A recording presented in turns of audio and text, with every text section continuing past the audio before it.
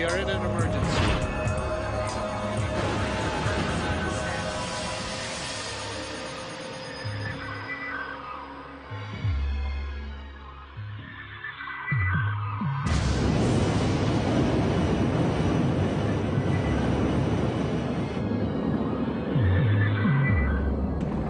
Can't see anything. Damn, we're off course. No, I can't see it. Way off. On June the 1st, 1999, as an American Airlines jet prepared to land amid fierce thunderstorms, passengers knew they were flying into trouble. I don't know what made me aware, so doggone aware, that we were going to have a problem. Oh, no. Within minutes, their worst fears would be realized. Other one! Other one! Other one! Other one!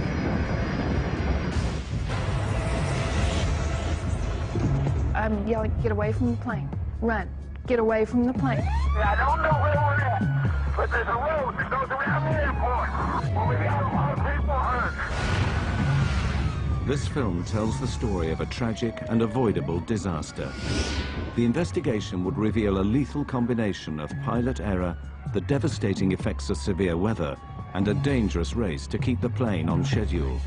It would also uncover disturbing evidence of an industry-wide failing, one that could kill again at any time.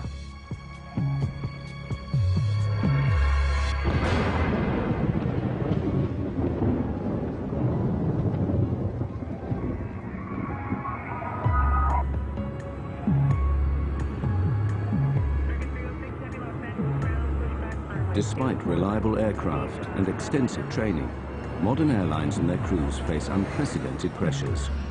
Intense industry competition demands that the whole system, from the flight planners to the pilots, be efficient and on time. The stresses this can bring would play a vital role in the loss of Flight 1420.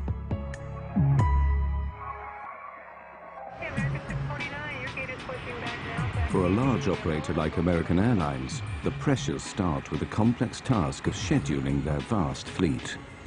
Dispatchers direct the planes around the world in a carefully choreographed dance.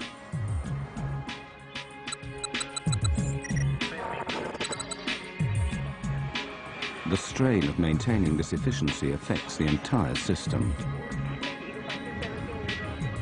Of course, competition has become very intense, a lot of pressure on the dispatchers, pilots, flight attendants, and basically the whole infrastructure to accomplish the mission and make a dollar. Every effort is made to ensure that nothing disrupts these fragile schedules. But there is one variable that no airline can control: the weather.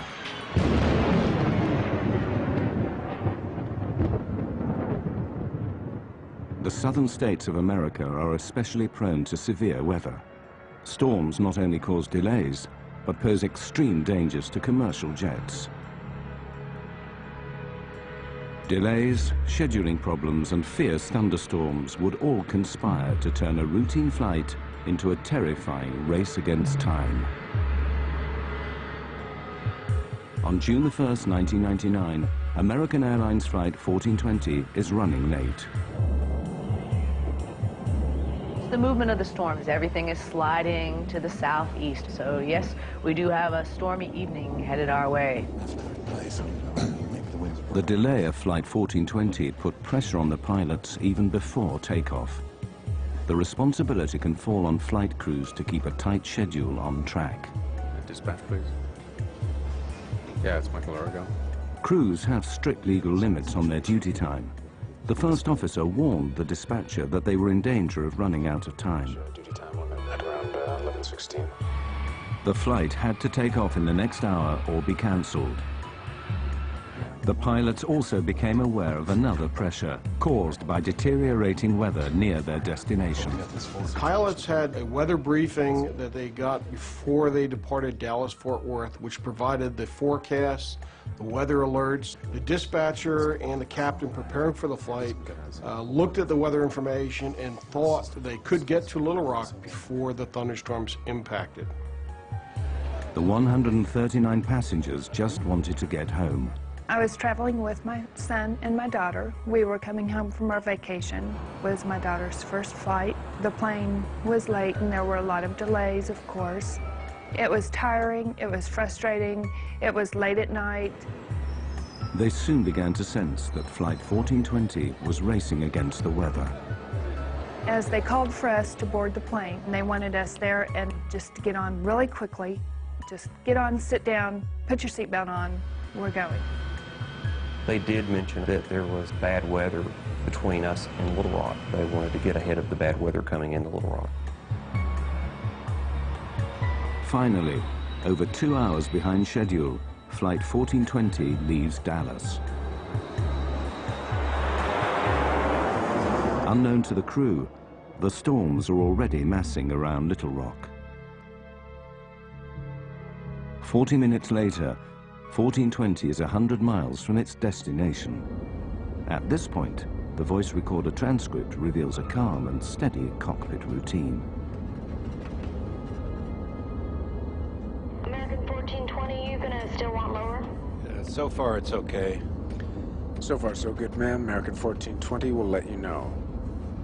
The first officer on American 1420 was a new hire. He had just recently completed training, and he had been paired on one of his first trips with this management captain. So now you had a very experienced pilot sitting in the left seat with the company, paired with a relatively new hire. Buschmann and Origel are clearly relaxed as they plan their approach and landing. 25 for 24, set and armed. Think this stuff's gonna work out pretty well? Yeah, we're almost down to max landing weight. There's a moon out. Or a spaceship. Oh, it's the mothership. Center pump's coming off. All right. The pilots are keeping a close eye on the storms ahead. Onboard weather radar scans a cone-shaped area of sky in front of the plane. Potentially severe storms show up in red. There's your big what diddly. Yeah, we got to get over there real quick.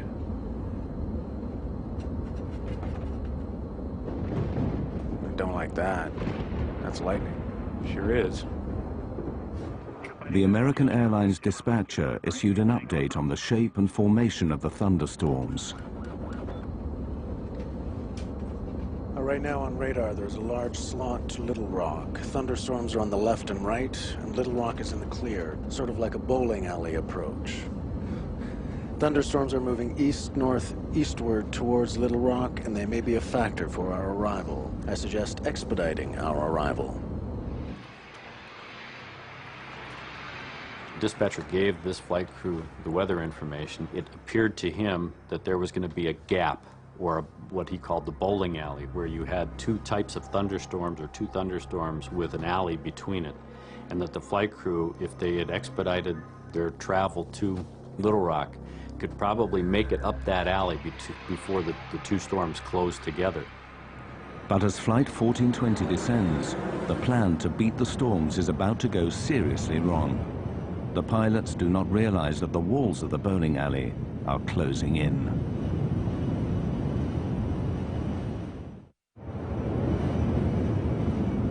The route flown by American Airlines Flight 1420 is flanked by treacherous thunderstorms, a corridor the pilots call the bowling alley. With 80 miles to go, the path to Little Rock still appears to be clear. This is the bowling alley right here. Yeah, I know. In fact, there are the city lights, straight there. You want to go down? Not yet, but pretty soon. We're about 80 miles from the airport, and we started our descent toward it. Quite a light show on the side of the aircraft, and we're going to be passing that on our way to Little Rock. It's been a pleasure having you aboard our short flight, and I'd like to take this opportunity to thank you for flying American Airlines. The lightning seemed to be on both sides of the plane. It lit up the inside of the plane. Very quick, you know, just kaboom type lightning, which was a little scary. There was quite a light show off to the left. Normally that doesn't get pointed out. If you go past the Grand Canyon, that gets pointed out, but not a lightning show.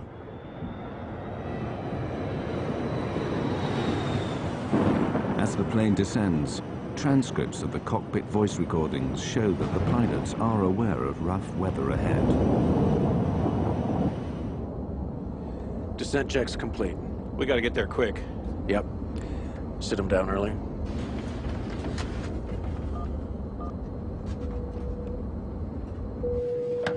Hello? I think it's gonna get a little bumpy here again, if you don't mind. Do we need to sit down? Well, how far through are you? We're almost done, but not quite. Well, finish it up real quick. Okay. I thought it was more turbulent than normal. I remember especially watching the flight attendant, and I was looking at her with amazement. I was wondering how could she hold those trays and pour the drinks and not spill everything. From that point, it just got worse. With flaps 40, 130,000 pounds, 200 feet. As they prepare for landing, the pressure on the pilots will now steadily rack up. Not required. Manual brakes? Manual's fine. At first, as the crew pick their way around the storms, everything seems steady. Yeah, actually, there's a city right there. Yeah. Breaking through this crowd. Good, doing good. Even when the first indication comes that the storms are advancing, the pilots take it in their stride. Whoa. Looks like it's moving this way, though. Yeah. Just some lightning. Straight ahead. I think we're gonna be okay, though. Right there. Yep, right down the bowling alley. As my friends would say, California cool. Cool. Peachy. Exactly. 1420 at 11.3 for 10,000. But when the pilots contact the controller at Little Rock, he gives the first of a series of alarming weather alerts. Roger. We've got a thunderstorm just northwest of the airport moving through the area now. Wind is 280 at 2.8, gusts 4.4, and I'll have new weather for you in just a moment, I'm sure. Gale force winds are gusting to 50 miles per hour, enough to blow tiles off a rooftop. High winds pose a severe hazard for Flight 1420. Crosswinds could make it difficult to control the plane on landing. The pilots must quickly determine if they're within safe limits. They calculate the strength of the crosswind from its angle to their final approach. All right, so that's 280 at 4.4. Gusts at 44. Right. Near the limit. Well, it's 40 degrees off. I mean, you're not out of the limit because of the angle, but that's pretty close. The crosswind limit for landing is 30 knots on a dry runway, but Buschmann and Origel now become confused about what happens if it rains. Well, 30 knots is the crosswind limitation, but see, 30 knots, that's well, dry. Wet. Yeah, dry. What's the wet? 20. It's 25. The discussion is never resolved, and the crosswinds will soon be gusting well over the limit. Flight attendants, prepare for landing, please. The pilot's attention now returns to the bad weather ahead. He said the storm was to the northwest of the field? You said northwest. Yeah. Lightning strike, you said storm.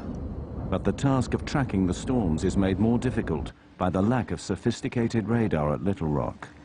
American 1420, your equipment's a lot better than what I have.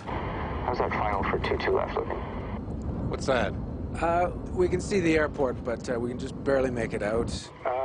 We should be able to make 2-2. That storm is moving closer like your radar says. But it's a little farther off than you thought. The controllers are going, well, your radar is better than mine, so forth.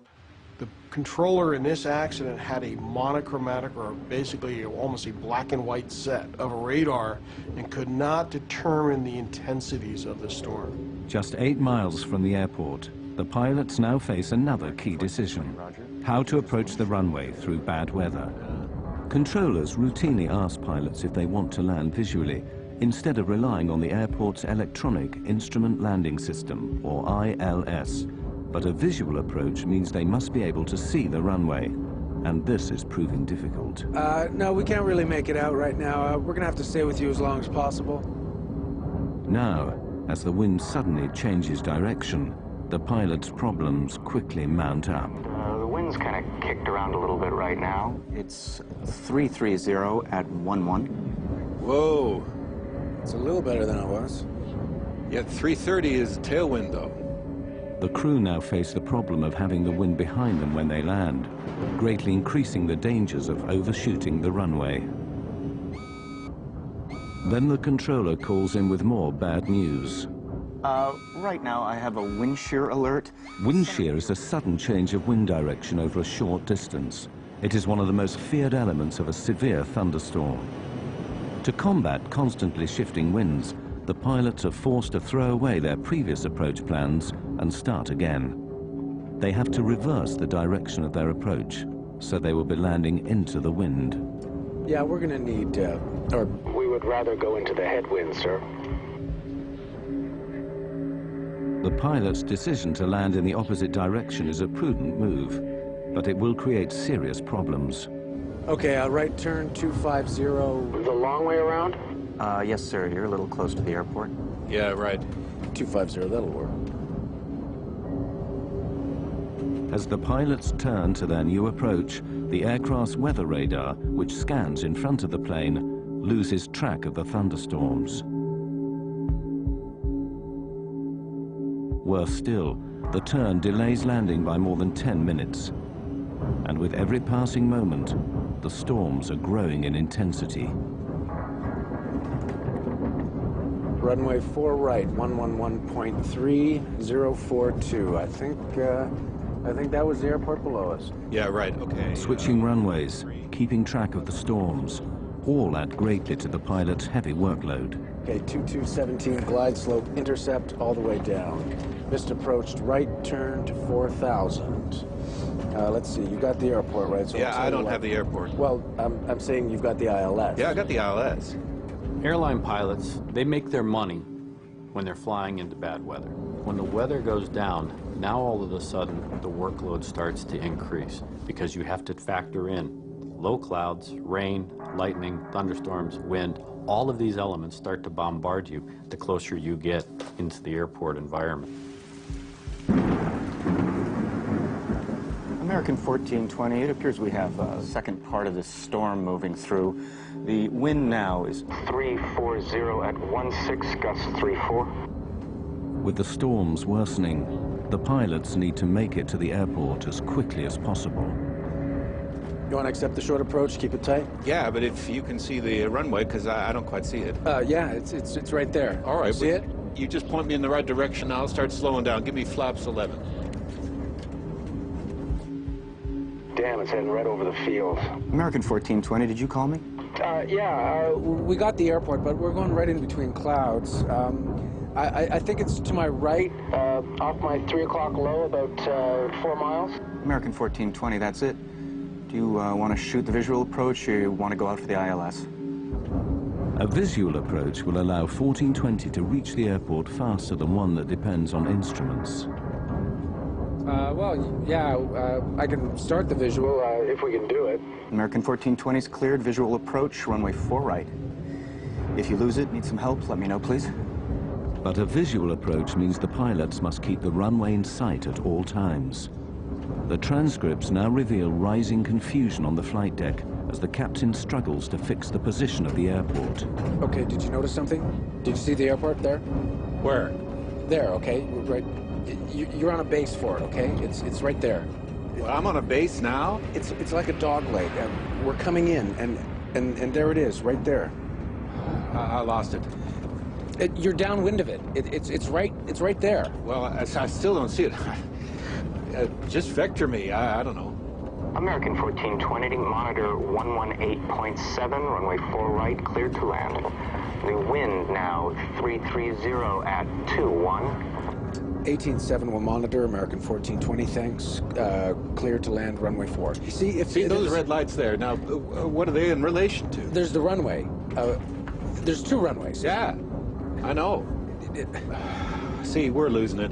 I don't see how we can maintain visual. The pilots now have to abandon their direct visual approach and request help from Little Rock's instrument landing system. But this delays landing even further. Approach, American 1420. American 1420, yes, sir. Yeah, there's a cloud between us and the airport, and we've lost the field. We're on a vector. Well, basically we're on the last vector you gave us. Which is like a dog leg, it looks like. American 1420, can you fly heading 220? I'll take you out for the ILS. This news footage shows the storm on the night of the crash. As heavy rain cuts visibility even further, Captain Buschmann becomes frustrated. See, I hate droning around visual at night and weather without having any clue where we are. The thing that was really getting to me was I knew we were getting very low. I knew that the rain was not letting up and that we were being jolted around quite heavily. See how we're going right in the middle of this crap. Right. Approach, American 1420. I know you're doing your best, sir, but we're getting really close to this storm, and we'll keep it really tight if we have to.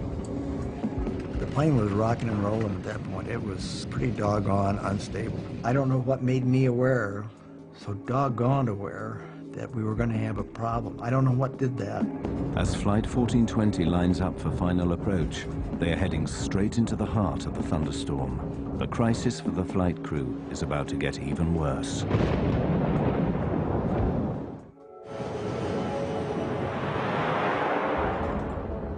With Flight 1420 4 minutes from touchdown, severe thunderstorms give the pilots another major problem.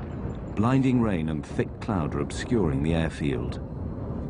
The visibility on the runway, known as RVR, is getting dangerously low.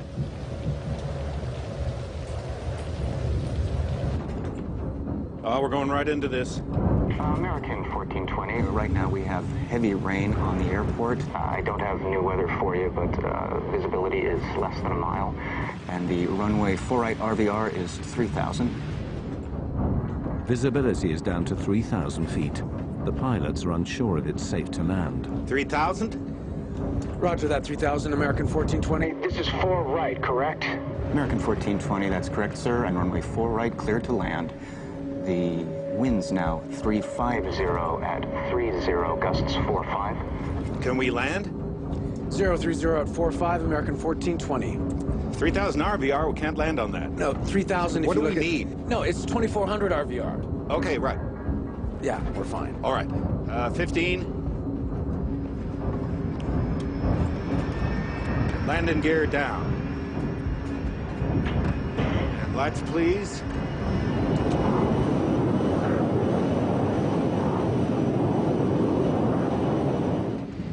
As we descended through a very dark black cloud. The rain seemed to be going horizontal. It was windy enough, apparently outdoors, that the plane was moving around a lot. I'd never done this before. I buckled up really tight, almost uncomfortably tight, and I was concerned enough. I put my shoes back on and got ready to go. There was something going on that made me very nervous. The crosswinds are way over the limit. The pilots could divert to another airport, but they don't, even as the weather gets worse. Wind shear alert. Center field wind 350 at 32. Gusts 45. North boundary wind 310 at 29. Northeast boundary wind 320 at 32. The jolts seemed to be much stronger than I'd ever felt. You could tell that the thunderheads were extremely close to the plane. I said words to the effect that if he tries to land in this weather, we'll crash. Flaps 28. Add 20. Then visibility falls drastically below the limit. American 1420, the runway 4 right RVR is now 1,600. Damn. The crew are rattled. Under pressure, they begin to make mistakes. Can't see anything. Looking for 460. It's there. Couldn't see anything. The wind was throwing the plane around so violently. I think it was enough of a crosswind that I was afraid we were going to land on the wing. We felt like we were going to tip over. I mean, it just felt that bad. You want 40 flaps? Yeah, I thought I called it. I knew the way he was jockeying the plane and the sounds of the engines that he was trying to get lined up for the runway, and I couldn't see it, and I couldn't see it, but I could tell we were close, and I kept thinking, where's the runway? 1,000 feet. 20. 40-40 land. This is a can of worms. Wind is 330 at 28. I'm gonna stay above it a little. There's a runway off to your right. You got it? No. I got the runway in sight. You're right on course. I got it. Stay where I you're got at. it, I got it. Most of the people at that point in the plane were just holding on really tight, just looking forward. I mean, like rigid. I suspected the worst. I mean, I really did. We might not get down.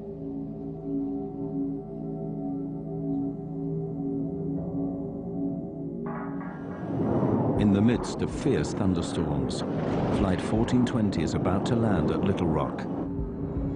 Low visibility and high winds make the final approach treacherous. Wind 330 at 25. 500 feet. Plus 20. Wind 330 at 23. Damn, we're off course. No, I can't see it. Way off. I can't see anything. Got it? Got it! 100 feet. 50 feet. 40. 30. 20. 10.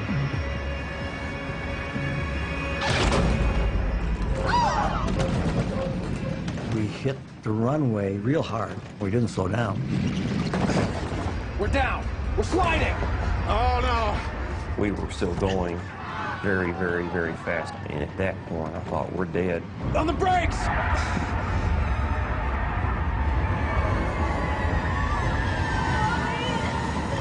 It was just chaos. It was terrifying. Quite literally terrifying. Other one! Other one, other one.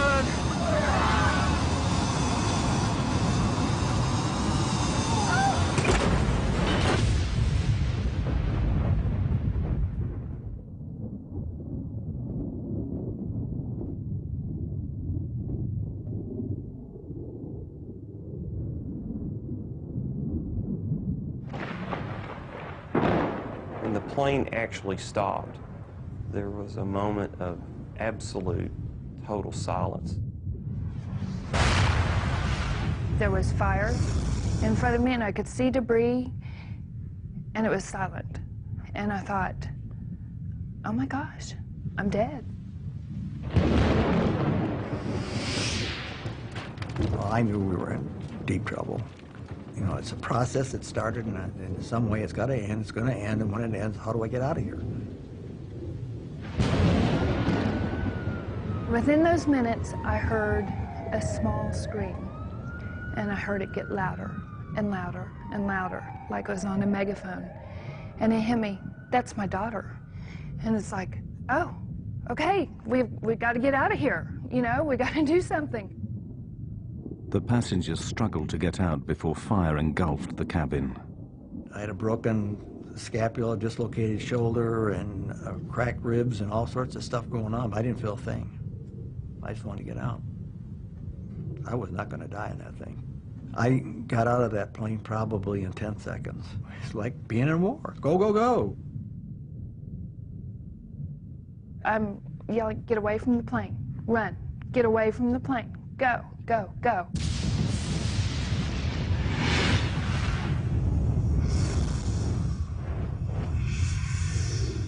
Some folks looked like they'd been in an explosion. Their clothes were tattered. I saw a man using his cell phone to call for help. Okay, I don't know where we're at, but there's a road that goes around the airport.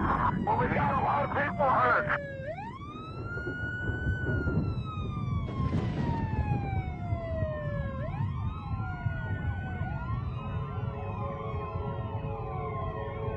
Traveling at over 100 miles an hour, the aircraft ran off the end of the runway, plowed down a 25-foot embankment, and slammed into a steel walkway. The plane was ripped into several pieces. The wreckage finally came to rest on the muddy banks of the Arkansas River.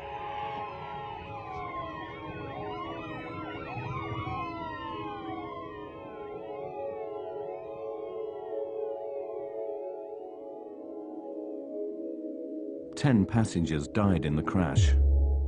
Captain Buschmann was killed instantly when the cockpit was split open by the steel walkway. It was a shame I hadn't, literally a shame that I had not done more to save people. That's the worst nightmare I have.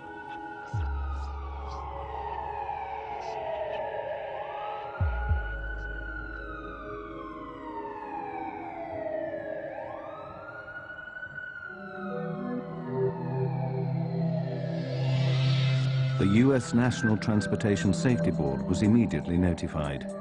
Greg Fife was the NTSB's chief investigator. The night American 1420 happened, I received a phone call about 1 o'clock in the morning from our communications center at the NTSB advising that there had been an aircraft accident at Little Rock and there may be some fatalities involved. Fellow investigator Don Ike was quickly on the scene. There's a sense of adrenaline as an accident occurs like this, where you're being launched to the accident scene. And there's a strong urge to get there, to try to find out what happened, to document the facts so we can prevent it from happening. The NTSB set up a command center close to the site. They would spend the next 18 months piecing together the events that led to the crash. We did have a basic idea when we got on scene of what had happened. We just didn't know why. We knew the airplane went off the end of the runway. We knew that the pilots couldn't stop it. We knew that the aircraft was destroyed going through this catwalk. We knew that the subsequent post-crash fire killed people. We just didn't know why at that point. The NTSB worked backwards from the impact, piecing together the sequence of events from the final approach all the way back to Dallas-Fort Worth. The first question for investigators was why the pilots had been unable to stop the plane. Analysis of the tire tracks left by the skidding plane showed a complete loss of control after touchdown. When you look at the width of those tire tracks, you then see that the airplane wasn't going straight, but in fact was sliding sideways. Here you have this machine that weighs 130, 140,000 pounds. It has 100 or so people on it. It is sliding uncontrolled off this runway.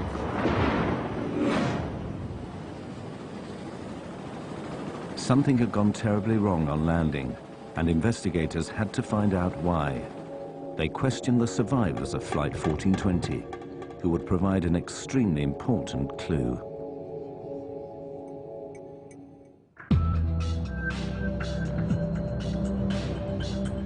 The NTSB investigators needed to find out why Flight 1420 had slid uncontrolled off the runway. They set out to interview surviving passengers, many of whom were local to Little Rock. Their eyewitness testimony would point the inquiry towards the most important mechanical system used to slow a plane down after landing. We were really interested in were those passengers that were sitting in a position right near the wings who could look out the windows and tell us whether they saw the ground spoilers deploy. Spoilers are large flaps that flip up on landing, literally spoiling the airflow over the wings. This prevents them from giving lift and allows braking to take effect. Crucially, none of the passengers saw the spoilers deploy. To check their testimony, the NTSB examined information from the airplane's black boxes. The flight data recorder, which monitors the systems on board during flight, confirmed that the spoilers had failed to deploy. The implications were catastrophic. Flight 1420 had no hope of stopping in time. On the brakes! We're sliding! Oh, no!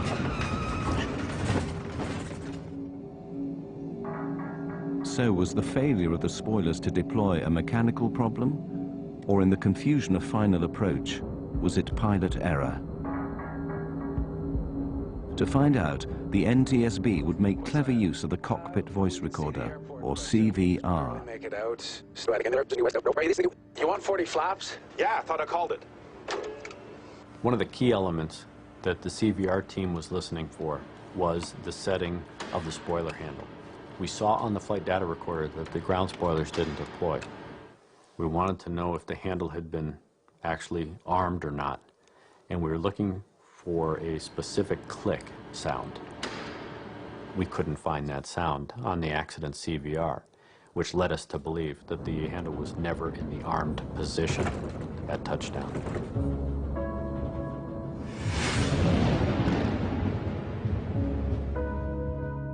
Intensely busy in the cockpit, the pilot simply forgot to arm the spoilers. Had they deployed, the MD-80 aircraft might have overshot the runway, but it would have stopped before hitting the catwalk. The pilots had made serious and ultimately fatal errors, but investigators wanted to know why. They suspected that pressures earlier in the flight led to these mistakes. They turned their attention to the weather.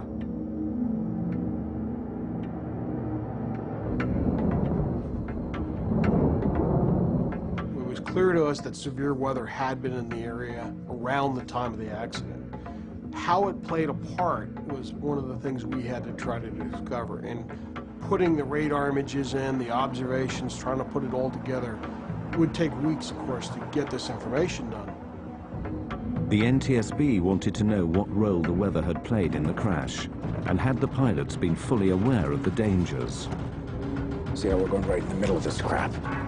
One of the concerns that all pilots have when they're trying to land an aircraft is, of course, making sure that the crosswinds that they may experience don't exceed the capabilities of either themselves or the aircraft. The winds now 350 at 30, gusts 45. Can we land? This particular flight crew had a limitation, not imposed by themselves, but imposed by the company, and that was that they were not allowed to exceed a 10-knot crosswind on a wet runway. Crosswind limits are clearly stated in the operating manual. The crew of 1420 were flying beyond regulation limits. This is a can of worms. There's a runway off to your right. You got it? No. The effect of the winds can be seen in this NTSB animation, showing the captain's desperate last maneuvers. Winds definitely impacted the flight. If you look at the animation, you'll see them fighting the winds. Definitely not good. We're down. On the brakes. Other one. But when you start talking about a wet runway, thunderstorms, not good. But were the pilots of 1420 aware of the hazards posed by the severe weather? For the NTSB, previous accidents had made the dangers of thunderstorms all too clear. In 1994, a US Air DC-9 fell victim to wind shear in North Carolina. The plane stalled at 250 feet and fell from the sky. A Delta TriStar crashed after flying into the most severe kind of wind shear that created an intense downdraft of air. So, should the crew of 1420 have aborted the approach? There's the runway. There's two runways. Yeah, I know. See, we're losing it. I don't see how we can maintain visual. This NTSB weather animation overlays the path of the aircraft with ground radar images of the storm. Buschmann and Origel landed in lightning, torrential rain and hail, and the crosswinds gusting well over the limit. Based on the information that we had from ground-based weather radar, the flight crew of 1420 should have been seeing the majority of that storm. They would have been seeing the leading edge going green, rapidly changing the yellow to bright red. Can't see anything. Looking for 460. As they progressed towards Little Rock, they started to paint the bad weather not only on their onboard radar, but they could see out the window lightning. And one of the key statements that this captain made, which basically summarized the entire flight, was the captain saying, I hate droning around visual at night in weather without having any clue where we are. I hate droning around at night when I don't know where I am. That was such a key statement. It was at that point, by an experienced 10,000-hour captain, that he should have abandoned the approach going into Little Rock and either gone to his alternate or made his way back to Dallas. But to make a statement like that and then continue an approach to an airport where you have a thunderstorm in progress over the airport is a recipe for disaster. But the pilots were not the only ones to be heavily criticized. As the investigation continued, American Airlines flight policy would come under fire, and an industry-wide scandal was about to be exposed.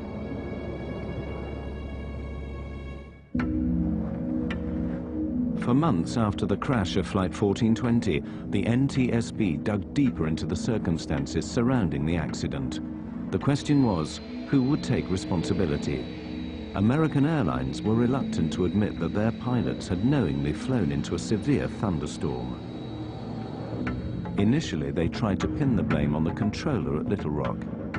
Americans started legal action against the authorities responsible for airport controllers.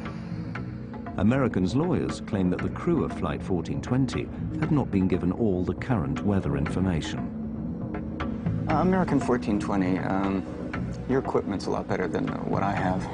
How's that final for 22 left looking? But after interviewing the controller at Little Rock, investigators were unconvinced. It's highly unlikely that the flight crew wasn't sufficiently informed about the nature of the weather and the severity of the weather, not only en route, but of course during the course of the landing at Little Rock. The focus turned back on the pilots. Lawyers representing the passengers were determined to get American Airlines to accept liability for the crash. I mean, it is about money in a way, because you want to make them pay. Because I saw the letters that they would write back to my lawyer, minimizing what we had been through, minimizing my daughter's burns, cuts, the psychological effects it had on my son at age 15, and my daughter and me, and just minimizing everything. So you want to find a way to hurt him. Renee Salmons and many other survivors attended the NTSB public hearings held in Little Rock 8 months after the disaster. With the captain dead, the co-pilot was the first to testify. As we went off the end of the runway, I could see the runway lights coming up, and I knew we were going off the end of the runway. I couldn't see anything in front of us, and all I thought was the gear would collapse, and we would continue to slide. It's got to be okay. And then all of a sudden, I felt the impact. Well, I followed it as close as I could. You bet. I mean, I wanted to know what happened. I went to all of the NTSB hearings. I was outraged. I was mad. For me, they didn't ask him the right questions. You know, I wanted to ask him, what were you thinking? Why did you all play chicken with our lives? The co-pilot's testimony was highly controversial. In his account of the final moments of the flight, he claimed to have told the captain to abort the approach, otherwise known as a go-around. Who can call for abandoning the approach? Either pilot. Did you call for a go-around at any time? Yes, sir, I did. It sounds like after reviewing the tape, you can definitely hear the go and the around. It seems like he talked at the same time I did, and I looked over at him, and he brought the airplane back on course. However, when NTSB specialists studied the cockpit voice tapes, they couldn't hear this statement. Damn, we're off course. No, I can't see it. We're way off. Even though he stood by that statement, we could never validate it. That led to a controversial finding because we weren't really sure if that took place or not. The NTSB asked tough questions of the co-pilot, but was American Airlines training also at fault? Greg Feith put an American Airlines manager on the stand.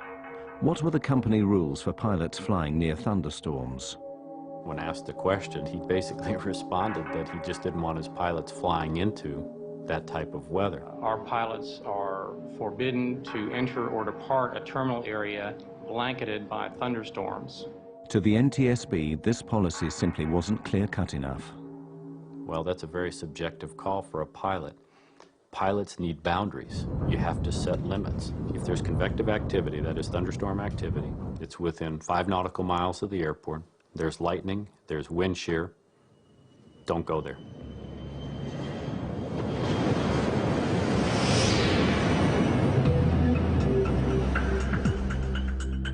The deeper they looked, the more the NTSB found that flying into thunderstorms was disturbingly widespread.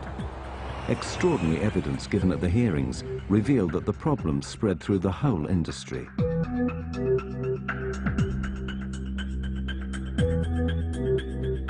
Expert analysts from MIT spent weeks recording the flight paths of planes landing at Dallas-Fort Worth. They waited for thunderstorms and watched how pilots reacted. Their animation plots the planes coming into land, overlaid with radar images of the storms. Anything yellow or orange is a potentially severe thunderstorm. Of the 2,000 encounters with thunderstorms, 2 out of 3 pilots flew into the storm and landed their aircraft. I was very surprised by the testimony at the public hearing. Given the fact that they're flying the best equipment, typically have the best training, have the best information available to them, for those decisions to be made to continue into harm's way, it was very surprising to me that they tried to do that. Pilots know that if we go into that thunderstorm, we may not come out of that thunderstorm, and if we do, it may not be basically in one piece. Why did so many pilots fly into danger? The MIT researchers found pilots were more reckless if they were behind schedule, if it was night, and if aircraft in front of them were also flying into bad weather. In the Little Rock case, 2 of those 3 elements were present. It was night, and they were running late.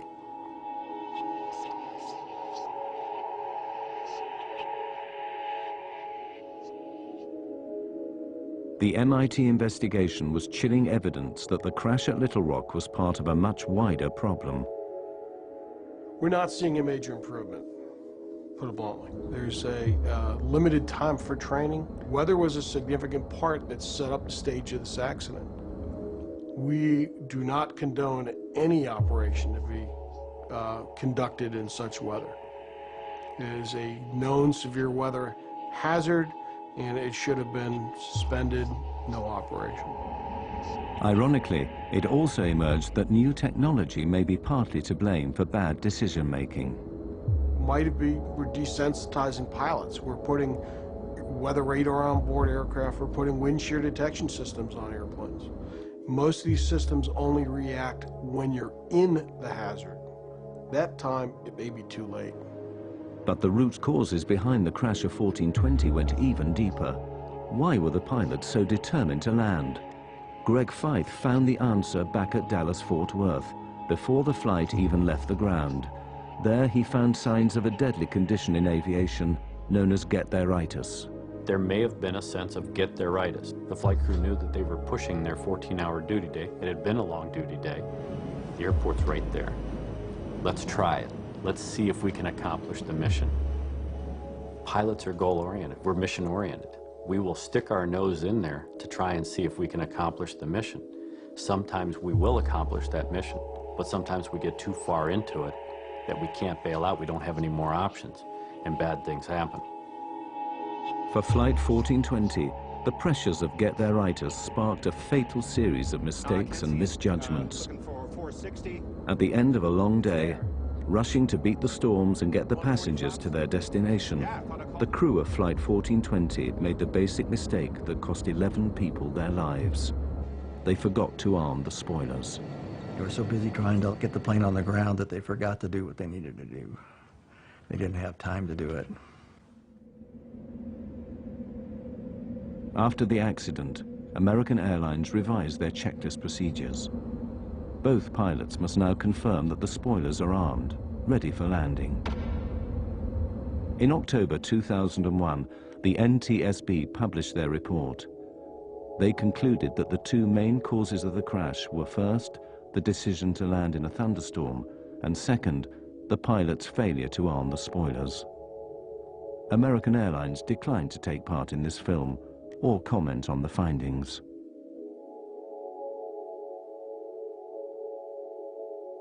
As an investigator, I had over 2 years to basically criticize and determine what the captain was trying to accomplish. That particular captain had seconds to make decisions based on the information he was getting. And while it's unfair for an ex-investigator like myself to start pointing the finger, I wasn't there. I blame them, but I'm not angry per se at them. I don't waste my time with anger on them. They'd got nothing but flack.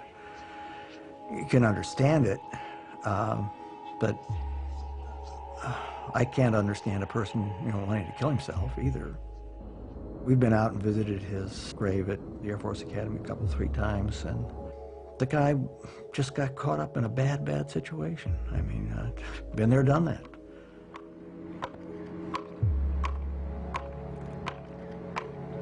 One year after the crash, the survivors of Flight 1420 gathered at the site to remember those who died.